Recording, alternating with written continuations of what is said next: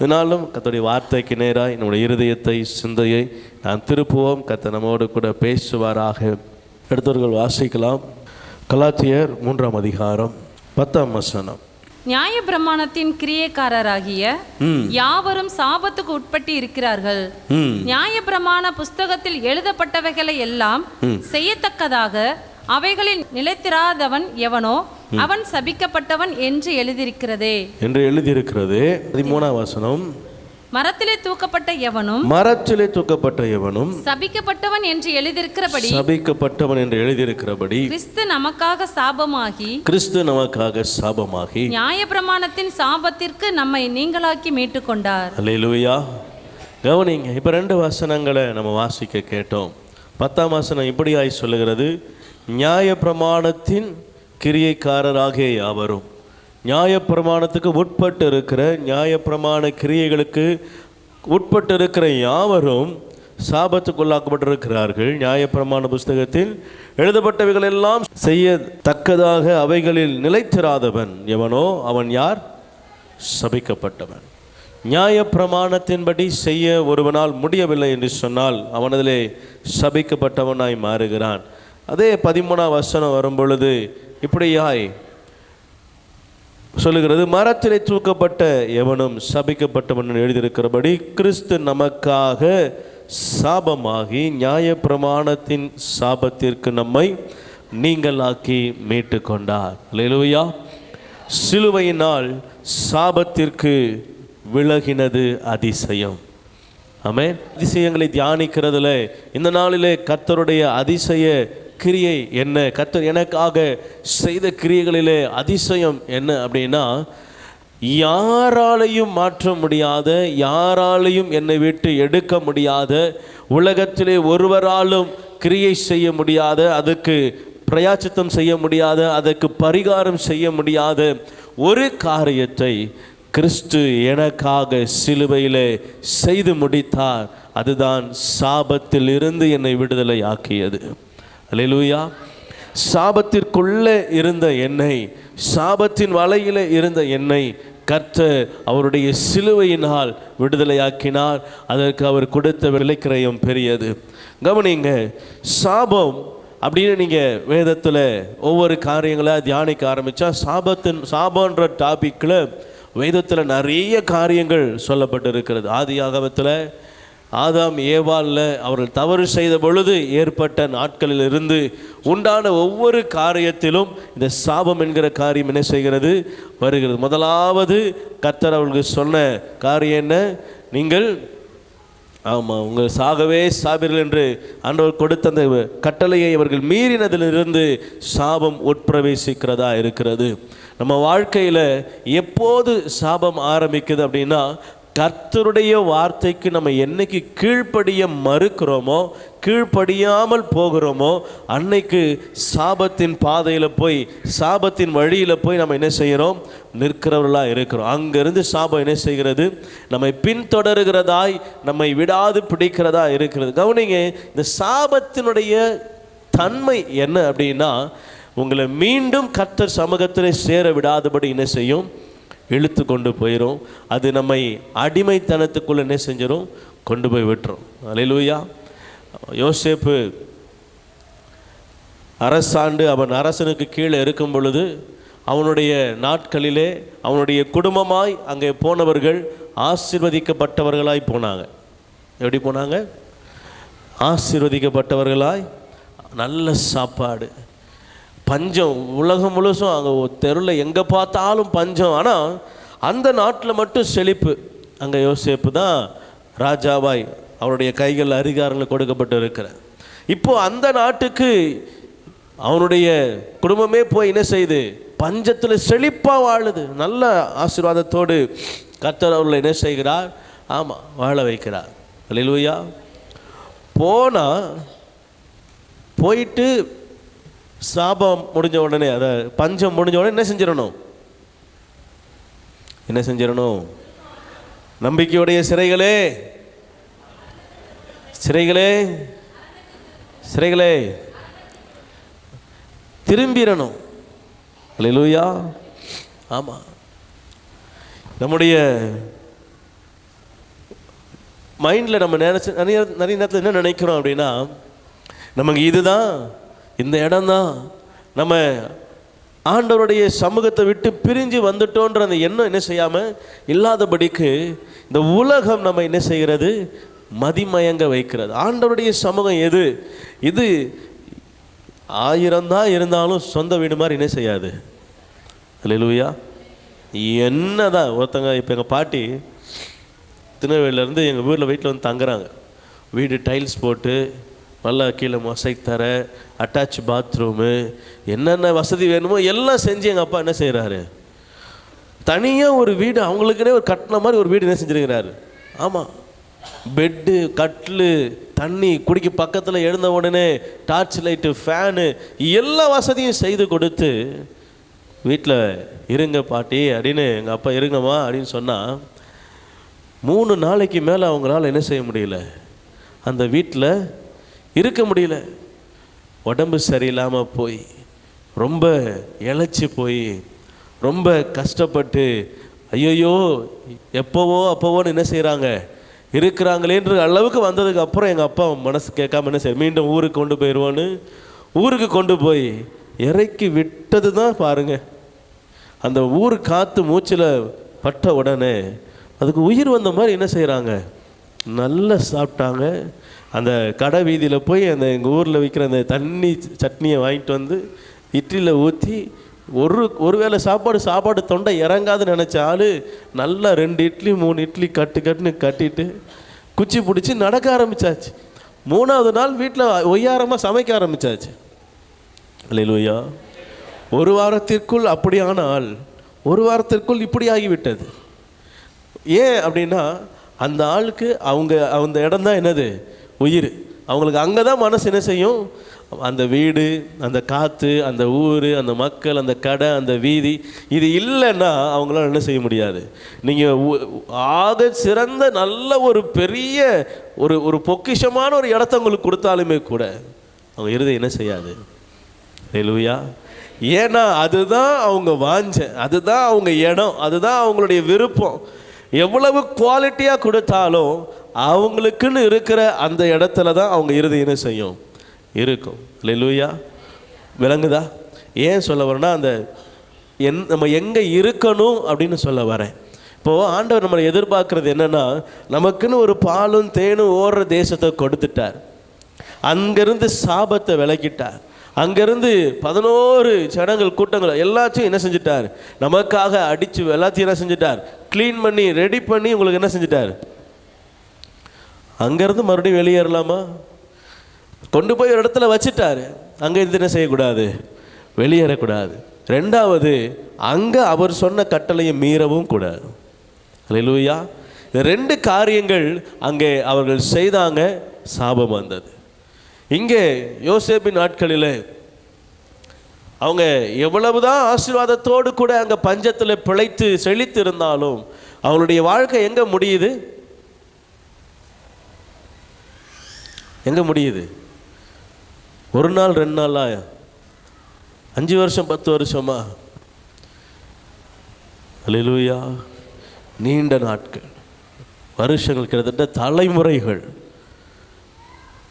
630 வருஷன்றது ஒரு ஒரு ஒரு ஒரு நம்பரில் நம்ம அழகாக சொல்லிடுறோம். 430 வருஷம். அப்பா, நம்ம வாழ்க்கையில் மொத்தம் நம்ம எத்தனை நாள் வாழ்கிறோம்? பலத்தின் மிகுதினால் 80. 100 வயசு வாழ்ந்தாச்சுன்னா நம்ம ஆர்டிக் அடித்த மாதிரி தான், செஞ்சுரி முடித்த மாதிரி. இப்போ 100 நாட்கள் 100 வருஷன்றது ரொம்ப கடினமான காரியமாக இருக்குது இப்போ இருக்கிற காலகட்டத்தில். அப்போது கிட்டத்தட்ட 4-5 தலைமுறைகள் என்ன செய்யுது, ஆமாம், பிறந்துருது, மாறிடுது. இப்போது 5 தலைமுறையுடைய அவங்களோட வாழ்க்கை எதில் போகுது? சாபத்தில். அவருடைய வாழ்க்கை முழுசும், அவருடைய தலைமுறைகள் முழுசும் அடிமைத்தனத்துக்குள்ளே. யோசிங்களேன், காரணம் என்ன? தன் இடத்தை மறந்து, தன் தேவனை மறந்து, தன்னுடைய காரியங்களை மறந்து, தன்னுடைய அதிகாரத்தை மறந்து, தான் யார் என்பதை மறந்து, தன் யார் என்பதை தொலைத்து என்ன செய்கிறாங்க, சாபம் என்கிற ஒன்றுக்குள்ளே மாட்டி தவிக்கிறாங்க. அநேக காரியங்களை சொல்லிக்கொண்டே போகலாம். ஆபிரகாம் கூட இந்த சாபத்தில் வழியில் கொஞ்சம் தூரம் போயிட்டு தான் வெளியே வந்திருக்கிறார். ஆண்டவர் செய்யாதன்னு சொல்கிறத சில நேரங்களில் செய்து விடுகிறார். கவனிங்க, ஆண்டவர் விரும்புகிற காரியங்கள் இதுதான். சாபம் நம்மிடத்தில் வரக்கூடாதானால் கர்த்தர் நம்மிடத்தில் எதிர்பார்க்கிறது கீழ்ப்படிதல். அல்லேலூயா. நீங்கள் கீழ்ப்படிந்தால் போதும், கர்த்தர் நம்மை சாபத்திலிருந்து மீட்டெடுக்கிறவராய் காணப்படுகிறார். முதல்ல இந்த சாபம் சபித்தல் சாபம் ரெண்டும் ஒருத்தரிடம் ஒருத்தர் என்ன செய்கிறது, பரிமாறுகிறது போல தான். நான் சபிக்கிறேன்னா ஒருத்தர் பெறுவார், இன்னொருத்தர் சபிக்கிறான்னா நான் என்ன செய்வேன், அதை பெறுகிறவராக இருக்கிறேன். அப்படி தானே? சாபம் காரணம் இல்லாமல் இட்ட சாபம் தங்காது. அப்போது சாபம் ஒருத்தருடைய குறைகளிலே, ஒருத்தருடைய மீறுதலிலே ஒருத்தரிடத்திலிருந்து ஒருத்தர் என்ன செய்கிறது, மாற்றப்படுகிறதா இருக்கிறது. ஆமென். இப்போ இங்கே முதல்ல புதிய ஏற்பாட்டில் சபித்தது அப்படின்னா வாசிக்கலாம்.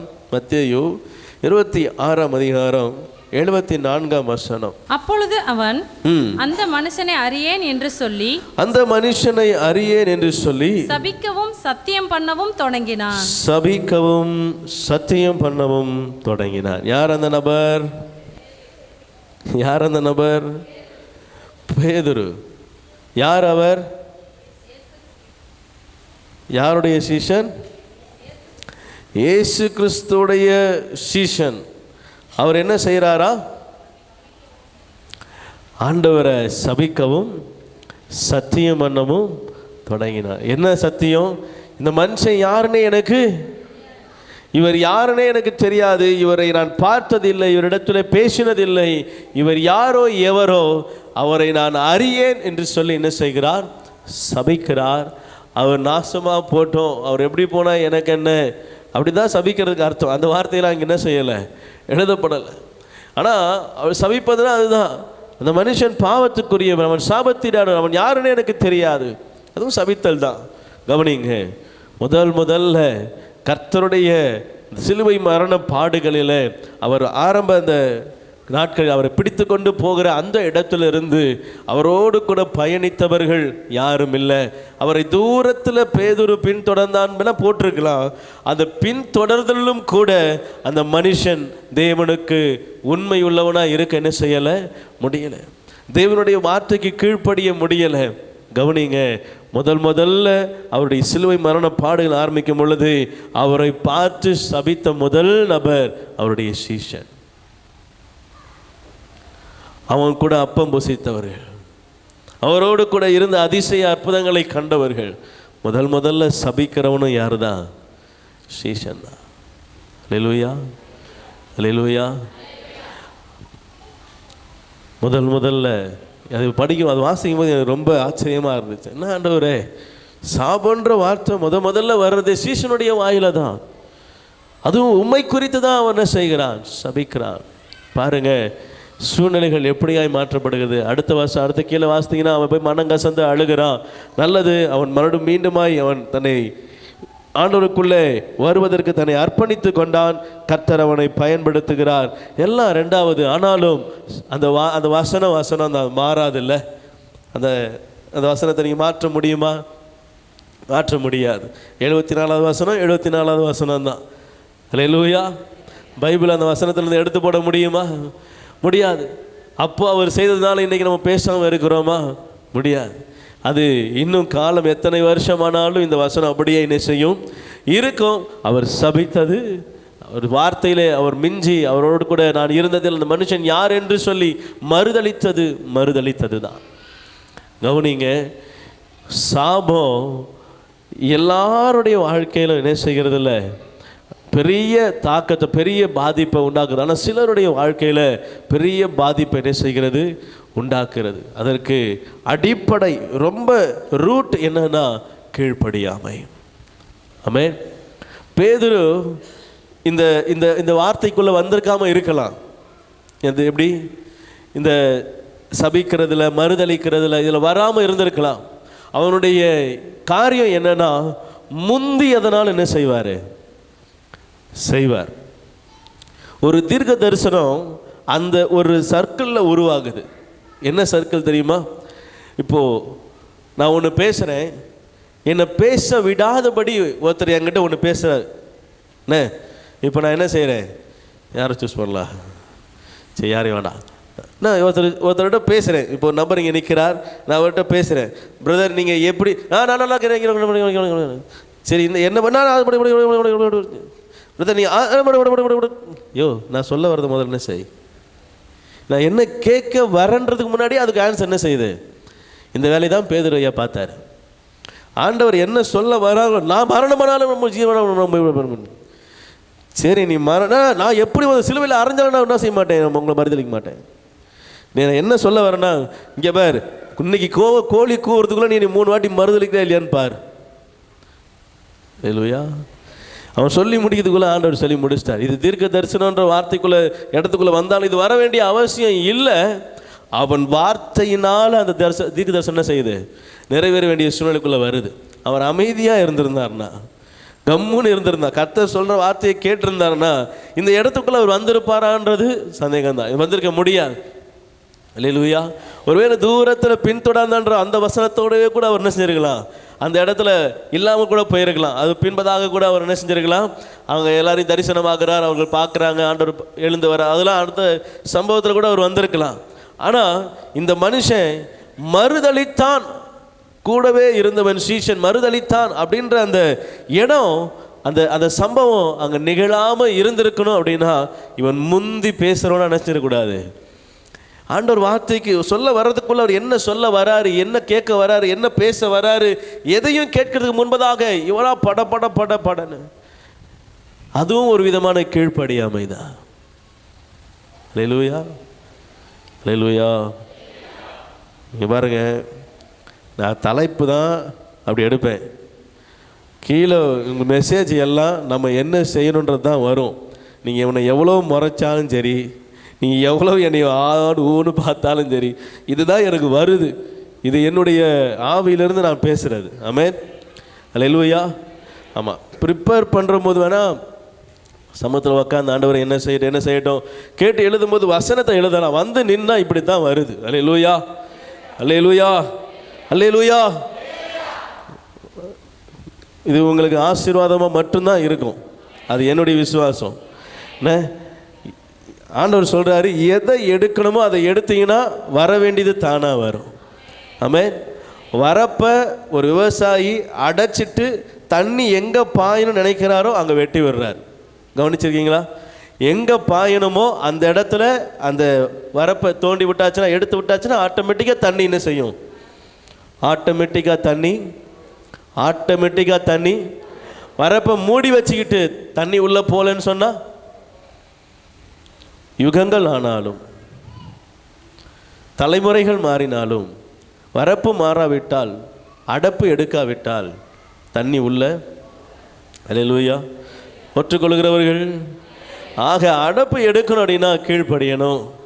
கீழ்ப்படியாமைன்ற அடப்பு என்ன செய்யணும், எடுக்கணும். நீங்கள் எடுத்தீங்க அப்படின்னா கர்த்தர் ஆசீர்வதிக்க ஆரம்பிச்சிடுவார். அது ஆட்டோமேட்டிக்காக வரும். அதுக்கு நீங்கள் ஒரு ரூட்டு போட்டு அதுக்கு பள்ளம் பறித்து அப்படிலாம் இல்லை. அது ஆட்டோமேட்டிக்காக உங்கள் இடத்த என்ன செய்யும், முழுசும் நிரப்பும். நீங்கள் போதும்னு சொன்ன உடனே அடப்பு மறுபடியும் அடைக்கப்படும். அடுத்த ஆளுக்கு என்ன செய்யும், பாயும். அல்லேலூயா. ஆக வசனத்தினால தலைப்பில் ஆண்டவர் சொல்கிறது அதிசயமாக இருக்கும். ஆனால் அந்த அதிசயம் எப்படி நடக்கணுன்றது தான் செய்தியாக என்ன செய்யும், வரும். அல்லேலூயா. உங்களுக்கு என்ன வேணுமோ அது தலைப்பில் இருக்கும். அதுக்கு நீங்கள் என்ன செய்யணுமோ அது செய்தியில் இருக்கும். அல்லேலூயா, அல்லேலூயா. விசுவாசிக்கிறவங்க, ஆகவே நீங்கள் இதற்கு செவி கொடுப்பீர்களானால், இது உங்கள் இருதயத்தில் ஆழ பதிக்கப்படுமானால், உங்கள் வாழ்க்கையில் நான் 1000 மடங்கு உறுதியாக சொல்ல முடியும், அற்புதம் நடந்தே தீரும். இதுபடி நீங்கள் ஒப்பு கொடுத்தீங்கன்னா. ஆமென்.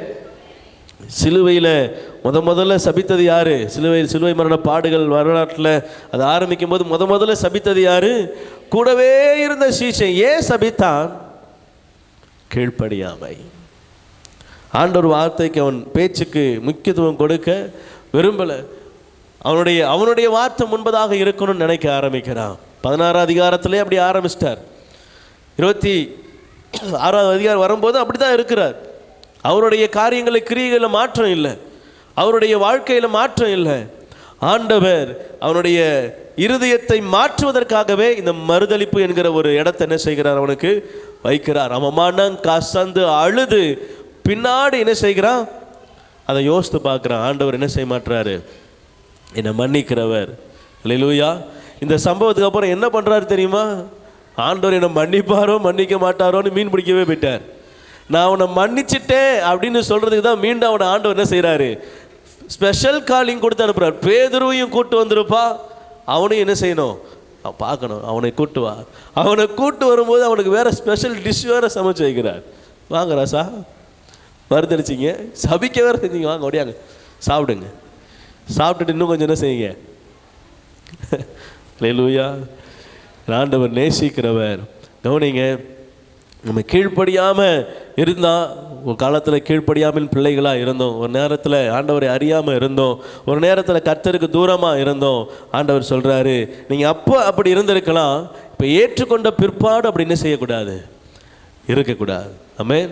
வசனம் வரும் பொழுது, வார்த்தை வரும் பொழுது, என்னை அது ஒருவேளை மாற்றணும்னு நினைக்குது அந்த வசனம் அப்படின்னா என்னை விட்டு கொடுக்கணும். ஆமென். கர்த்தர் நல்லவர். ஆண்டவர் உங்களோடு கூட இருதயத்தோடு கூட பேச விரும்புகிற ஒரே ஒரு வார்த்தை, கீழ்ப்படிங்க.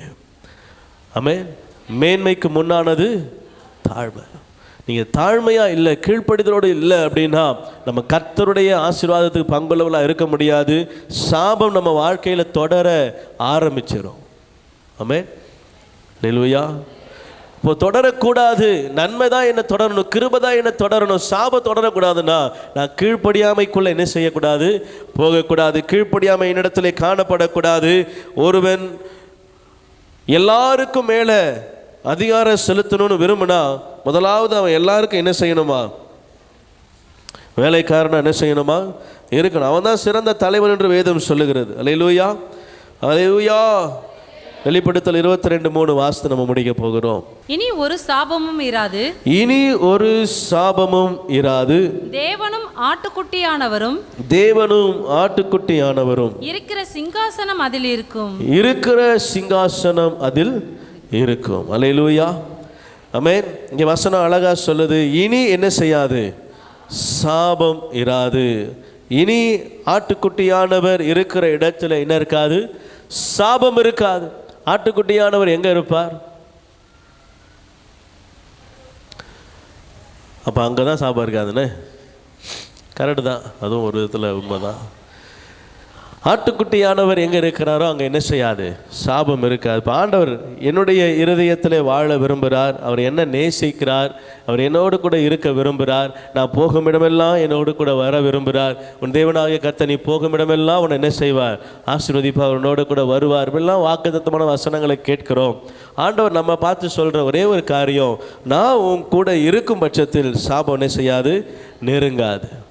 ஆமென். பரலோக ராஜ்யத்தில் நம்ம போகும் பொழுது அங்கே அப்படி ஒரு வாசனை கூட என்ன செய்யாது? இருக்காது. ஆனால் அதே காரியம் இங்கே நம்ம வாழ்க்கையில் நடக்குமா அப்படின்னா நடக்கும். எப்படி?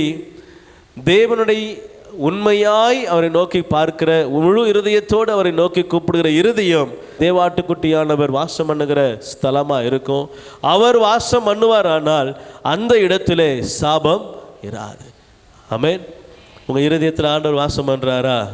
உங்களை பார்த்து நீங்களே சொல்லணும், என்னிடத்தில் சாபம் இல்லை, என்னை சாபம் தொடர முடியாது, என்னிடத்தில் சாபம் கிரியை செய்ய முடியாது. ஏன்னா தேவ ஆட்டுக்குட்டியானவர் என்னோடு கூட என்ன செய்கிறார்? இருக்கிறார். அல்லேலூயா. ஆமாம். இந்த விசுவாசம் நமக்குள்ளே பெருகுவதாக கர்த்தர் நம்முடைய இருதயத்தில் இப்படி விசுவாசத்தை விதைக்க விரும்புகிறார். சபையில் 2 கூட்டம் உண்டு. ஒன்று செம்மறியாடு, ஒன்று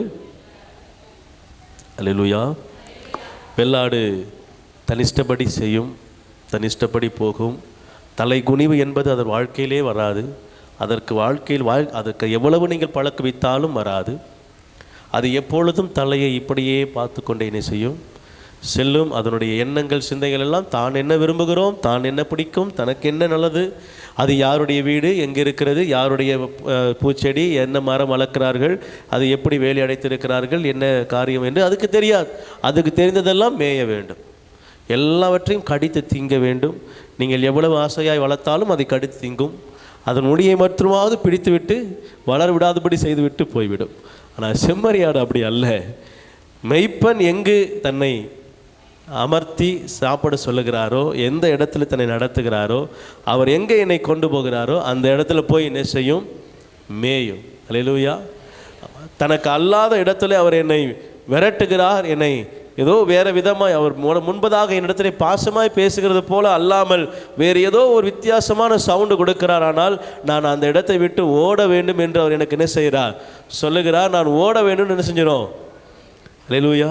நீங்கள் ரோடை கிராஸ் பண்ணும்போது அந்த மேய்ப்பொருள் கொடுக்குற சவுண்டுக்கும் அவர் மேய்க்கும் போது மேய்ப்பொருள் கொடுக்குற சவுண்டுக்கும் நீங்கள் பக்கத்தில் ஒரு நாள் கேட்டிங்கன்னா வித்தியாசம் தெரியும். ஆமென். ஆமாம். திடீர்னு ட்ருன்றாரு அருன்றாரு, அது கரெக்டாக அவர் சொல்கிற அந்த சவுண்டு இருக்கிற இடத்துலேருந்து விலகி ஓடுது. அல்லேலூயா. அவ்வளவு காரியங்கள் இந்த செம்மறியாட்டுக்கிட்ட என்ன செய்யுது இருக்குது. ஆண்டவர் அந்த செம்மறியாட்டை பார்த்து சொல்கிறார், ஆசீர்வதிக்கப்பட்டவர்களே, உங்களுக்காக நான் ஆயத்தம் பண்ணியிருக்கிற பரலோக ராஜ்யத்துக்குள்ள என்ன செய்யுங்க. அல்லேலூயா. என்ன ஒரு வருத்தமான விஷயம் என்றால், ரெண்டும் சபைக்குள்ளவே இருக்கிறது. ரெண்டும் ஆண்டவரை தேடுகிற கூட்டத்தில் இருக்கிறது. ரெண்டும் வித்தியாசம் தெரியாதபடி ஆளுகை என்ன செய்யுது. அல்லேலூயா. கவனிங்க, இது இது இது வசனத்தில் ஆண்டவர் பிரித்து காட்டுகிற காரியம். ரெண்டு பேரையும் பார்த்து ஒரே கான்செப்ட் தான் சொல்கிறார். நான் பசியாக இருந்தேன், எனக்கு ஆகாரம் தரவில்லை. நான் வியாதியாக இருந்தேன், என்னை பார்க்க வரவில்லை. சிறைச்சாலையில் இருந்தேன், எனக்கு ஒன்றுமே நீங்கள் பார்க்க வரல. வஸ்திரம் இல்லாதிருந்தேன், வஸ்திரம் தரலை. நான் இப்படிலாம் இருந்தேன், நீங்கள் எதுவுமே எனக்கு செய்யலை. நான் இப்படிலாம் இருந்தேன், நீங்களாம் எனக்கு அது என்ன செஞ்சீங்க? செய்தீங்க. ரெண்டு பேரும் திருப்பி கேட்குற கேள்வியும் ஒரே மாதிரி தான் இருக்கு. நீர் எப்போது வந்தீர்? நீர் எப்போது இருந்தீர்? நீர் எப்போது பசியாக இருந்தீர்? நீர் எப்போது சிறைச்சாலையில் இருந்தீர்? நீர் என்ன தப்பு செய்தீர் சிறைச்சாலை போவதற்கு? அல்லேலூயா. ரெண்டு பேருக்கு ஆண்டவர் ஒரே ஆன்சர் தான் சொல்றார். சிறியரில் எதை எனக்கு செய்தீர்களோ அதை எனக்கே செய்தீர்கள். இந்த சிறியரில் எதை எனக்கு செய்யாதிருந்தீர்களோ அதை நீங்கள் எனக்கே.